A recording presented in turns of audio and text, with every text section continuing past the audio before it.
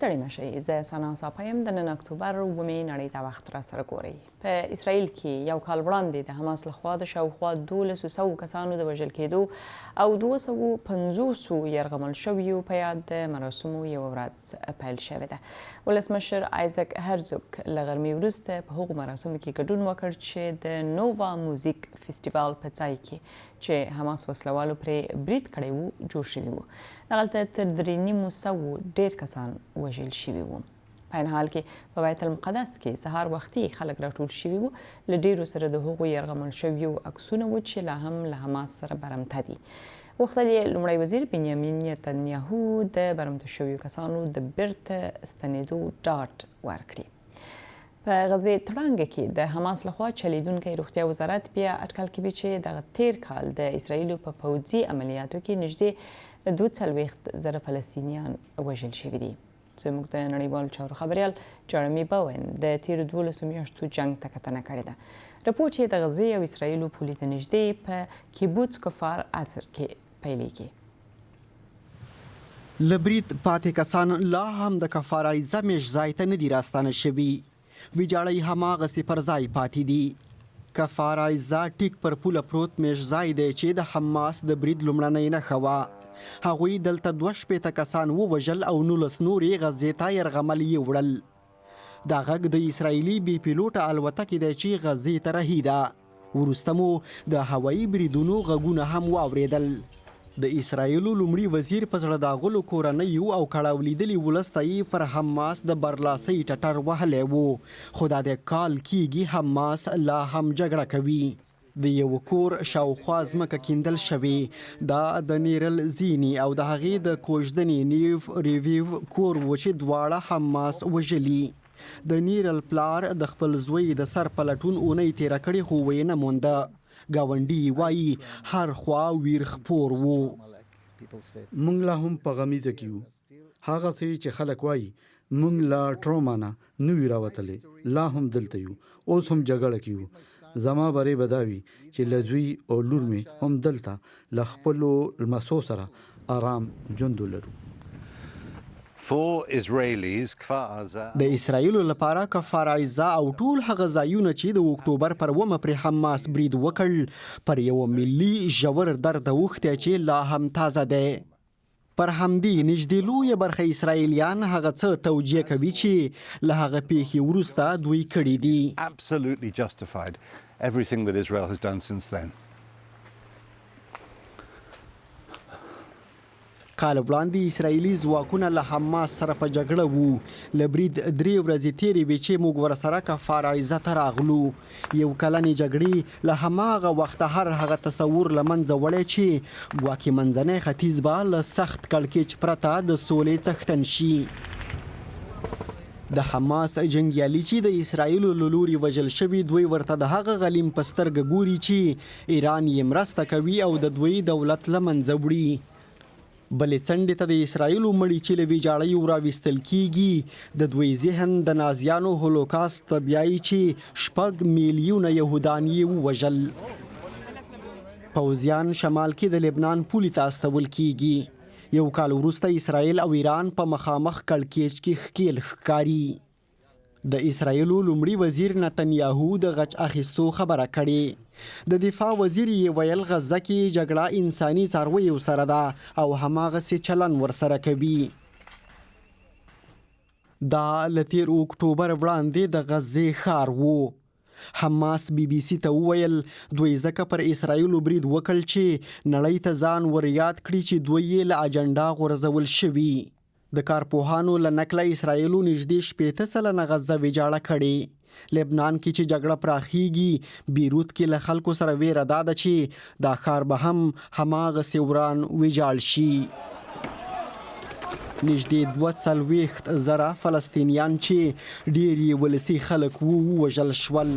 10,000 لا هم ویجاړیو کې ورک دي. 40 سلنه مرګ ژوبله د ماشومانو ده. اسرائیل ټینګار لري چې د جګړې قانون ته ژمن دي. پر ولسي خلکو پام کوي او د سویلي افریقا هغه دعوه ردوي چې د عدالت په نړیواله محکمه کې اسرائیل پر نسل وژنې تورن کړي. ملګري ملتونه وایي له 2 میلیونو ډیر غزوال له خوړو، اوبو او روغتیایي اسانیو لري د جګړې په غمیزه کې ایسار دي. BBC څارلې چې څومره په چټکۍ پنډغالي ډکیږي. اسرائیلیان وایي د ولسي خلکو ساتنه کوي. ملګري ملتونه وایي هیڅ ځای خوندي نه دی. اسرائیل غزې ته خبريالان نه ورپرېږدي. د باور وړ فلسطینی همکار مو انصاف حسن علي او د هغې کورنۍ په المواسی کې عکاسي کړي چې انګیرل کېده خوندي ځای به وي، خو 18 وارې پرې اسرائیلو هوایي ګزارونه وکړل. انصاف او کورنۍ 15 وارې له یوه ځایه بل ته کډه شوي. اتذكر انه احنا ماشيين في شارع صلاح الدين موږ پر صلاح الدین واټ روان وو چې موټر یې وویشت. موږ یې لمبې ولیدې. کیڼ لوري ته یې خلک وژل شوي وو، ښی خوا ته یې هم خلک وژل شوي وو. بمبارۍ انخره هاخوا غورځولي وو. موږ ویل خبره خلاصه ده، بل توغندی به پر موږ لګي. د فلسطین په بله څنډه لویدیځه غاړه کې هم تاوتریخوالی او وژنې بیخي ډېرې شوي. دا جنین دی چې اسرائیل پکې نه دي توانېدلي ځایي فلسطیني وسلوال له منځه یوسي.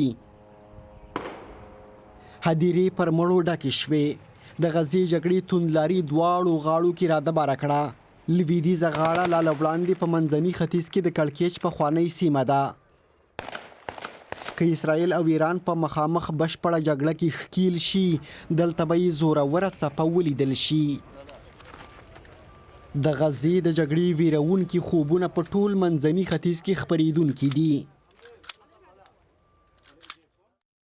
غزه کې اوربند به ښایي د ډیپلوماسۍ لپاره یوه موقع رامخې ته کړي، خو معلومه نه ده چې د غزې جګړه به پای ته ورسیږي او یا دا چې اوبه له ورخه تیرې دي. په وخت کې د اسرائیل امنیتي ځواکونو ویلي حزب الله له لبنان د پولې په اوږدو کې د دوی پر لور د راکټونو توغولو ته دوام ورکړی دی. 15 توغندي په حیفا بندري ښار لګېدلي دي. 2 کسان یې ټپیان کړي او 15 نور راکټونه د اسرائیل په شمال تبریاس پر لور ویشتل شوي دي. پولیس ویلي د 10 نورو مخه یې نیولې ده، خو 2 ودانۍ زیانمنې شوي دي او ځینې اوسیدونکي روغتون ته وړل شوي. اسرائیل هم چې د لبنان د پولې په اوږدو کې د حزب الله پر ضد ځمکني عملیات کوي، پر لبنان هوایي بریدونو ته دوام ورکړی. ول ورنن نور حال لري. له هغه یو کال وروسته چې منځني ختیځ کې د جګړې اور بل شو، بیروت یو ځل بیا سوځي. زورورې چاودنې ان د اسمان زړه سوری کوي. اسرائیل پر دغه ښار له هوایي بریدونو لږ څه مخکې خلکو ته له ښاره د وتلو نوی امر کړی و. دا انځورونه اسرائیلي پوځ خپاره کړي. وایي تر ملکي ودانیو لاندې پټ د حزب الله د وسلو ګودامونه او د قومندې مرکزونه یې په نښه کړي. حزب الله دا خبرې رد کړي. پر بیروت بریدونه لا پراخیږي. لبناني حکومت وایي تر اوسه له 1400 ډیر کسان وژل شوي دي. د پولې هغه غاړې په اسرائیل کې بیا د حزب الله غبرګون دا و. د حیفا پر ښار یې د 15 راکټونو ګزار کړی. 10 کسان پکې ټپیان شوي. حزب الله دعوه کوي چې په سیمه کې یوه پوځي اډه په نښه کړې. په لبنان کې تر 1 میلیون زیات کسان بې ځایه شوي دي. د دغه هیواد لروبر کې څه باندې 1000 موقتي او لنډمهاله پناه ځایونه ټول ډک دي. ملګري ملتونه دا حالت د اندېښنې وړ بولي. د دغه حالت له کبله د بې ځایه کېدو خورا لوی کړکېچ رامنځته شوی. ملکي کسانو او ولسي ودانیو ته باید درناوی وشي. له بده مرغه د هوایي بریدونو پر مهال له ډیرو بشري قوانینو د سرغړونې پیښې رامخې ته شوي دي. هغه خوا د غزې تړانګه کې بیا په زورګونو کسان یو ځل بیا په خوځېدو دي. اسرائیل د شمال جبلایا سیمې 300 زره اوسیدونکو ته د وتلو امر کړی دی. اسرائیلي پوځ په لبنان او غزه کې خپل عملیات لا پراخوي. خو لویه اندېښنه اوس د اسرائیل او ایران ترمنځ د نیغې او مخامخ کیلتیا په اړه ده چې ښایي لا نوره پراخه جګړه وپاروي. پر دې نورو خبرو لپاره کابل کې ډاکټر حفیظ کاکړ ته ورځو چې پر حماس یې کتاب لیکلی دی. کاکړ صاحب ستړی مه شئ، اسرائیل او حماس لپاره دغه تیر یو کال تاسې څنګه ارزوئ؟ سلامونه او نیکې هیلې. تیر یو کال کې چې کله د 9 اکتوبر باندې حماس پر اسرائیل باندې ناڅاپي یرغل وکړ، دا د 1983 کال راوروسته چې هغه مهال مصر د کیپور چې د يهوديانو مذهبي ورځ د یرغل کړو، تقریبا 50 کال وروسته دا یو بل ناڅاپي یرغل چې پر اسرائیل باندې اوس خو دغه یرغل څخه یو کال تیریږي، یو طرف ته هم موږ په دې جګړه کې بریالي نشو ویلای، بلکې د دې جګړې په جریان کې د فلسطین خواته یا د غزې خواته د حماس د جنگیالیو همدارنګه د قیادت د مشرتابه په شمول باندې زیات پرسونل او آزاد لاس ورکړي دي، همدارنګه د غزې ښار ودانۍ لکه څنګه چې په رپورت کې واوریدل هغه تخریب شوی دي، داسې د ورځني ژوند د پاره خوراکي توکي او د اړتیا وړ توکي همدارنګه صحي د څښلو اوبه او همدارنګه اولویه کومکونه، کلینیکونه، ښوونځي دا ټول تخریب شوي دي، هلته په کامله معنا باندې یو بشري ناورین دی. که بل طرف ته اسرائیل ته وګورو چې اسرائیل ته هم د تیر یو کال کې کم حیثیتي لحاظ باندې چې د دوی د بشر د حقوقو څخه په سرغړاوي تورندې همدارنګه د دې په جګړې په جریان کې په بېپرې توګه باندې ښځې او ماشومان او عامه ځایونه بمبارد کړي دي، همدارنګه د اسرائیل خواته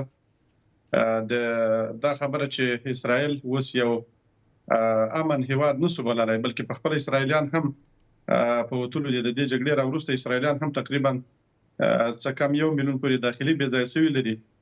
نو د تیر کال یو کال په دې جګړه کې دواړو لورو ته زیان اوښتلی، همدارنګه اسرائیل په دې جګړه باندې میلیارډونه ډالر مصرف کړی دی او د اقتصادي لحاظ هم دوی ته دا جګړه درنه تمامه شوې ده او په سیمه کې داسې ګنګوسې چې وي چې اسرائیل به په رسمیت باندې د ځینې عربي هیوادونو له لوري وپېژندل شي، هغه موضوع هم د 9 اکتوبر شاته وګرځوله. نو په تمامه معنا باندې د یو کال جګړه دواړو طرف ته زیانمنونکې وه، نه دا چې دا د غزې او د حماس وبخښئ د اسرائیلو او د غزې ترمنځ محدوده پاتې شوه، بلکې د دې جګړې لمن لا نور هم پسې پراخه شوه. او تاسو د بریا خبره وکړه چې یوه غاړه هم نه ده بریالۍ په دې جګړه کې، په دې تیر یوه کال کې لاسته راوړنې درلودې اسرائیل او حماس که نه؟ حماس د لومړي پیل څخه ویلي وه چې زموږ هدف د دې جګړې څخه همدا و چې زموږ دغه د فلسطین قضیه دا نړۍ شاته غورځولې وه او په لویدیځه غاړې او په غزه کې اسرائیلو ورځ تر بلې زموږ خاوره او سیمه لاندې کوله. موږ غوښتله چې د نړۍ توجه د فلسطین اړخ ته راواړو، همدارنګه دا هم وښیو چې د دې قضیې اصلي اړخ حماس دی، نه په د اردن سیند لویدیځه غاړه کې د محمود عباس حکومت. همدارنګه زما خپل په فکر باندې د دې سره سره چې دوی دا ادعا درلوده، بلکې دا موضوع هم د پام نشو غورځولای چې په افغانستان کې چې کله د طالبانو اسلامي تحریک دلته واک ته ورسېدی، په قطر کې د امریکا سره د سولې تړون وشو، نو د دې څخه هم د حماس مشران ویلي چې موږ الهام اخیستی وو، لکه څرنګه چې ازادي لاسته راوړل دا یو لوی قیمت لري. دوی دې ته آماده شوي وو چې باید دوی همدارنګه د افغانستان د اسلامي امارت څخه په الهام اخیستلو باندې دوی باید وسې کولی چې هغه د لاسه تللې سیمې هغه بیرته لاسته راوړي. خو په ډېرو بخیر، ما غوښتل چې د سیمې ته راشم، منځني ختیځ کې دغه اوسنی حالات د ټولې سیمې لپاره په څه معنا کیدی شي؟ یقینا دا د سیمې حالات داسې یو حالت ته ورته دي چې لکه بمي ساعتي بم هر لحظه د دې خطر موجود وي چې یو لوی انفجار به رامنځته شي او د خصوصا منځنی ختیځ، جنوبي اسیا او همدارنګه په ټول اسیا د دغه څخه جګړې څخه خصوصا زیاته متاثره کېدلی شي، ځکه چې د دې لمن لکه مخکې چې ما وویله تر غزې او تر اسرائیلو پورې محدوده پاتې نه شوه. په دې جګړه کې لبنان ته وغځېدل، همدارنګه تر عراق او یمن او ایران پورې دا د اوس عملاً دوی جګړې ته یو د کامل جګړې ته آماده شوي دي نو دا طبیعي ده چې دا پر ټوله سیمه باندې تاثیر درلودلی شي. ژوندی اوسئ ډاکټر صاحب، ډاکټر حفیظ کاکړ چې له کابل مو خبرې سره کولې، یو څه غواړم یادونه وکړم چې په اسرائیلو کې د دې جګړې له امله د بې ځایه شوو شمېر تر دې دمه 3.5 لکه ښوول کېږي. کور ودان. مننه.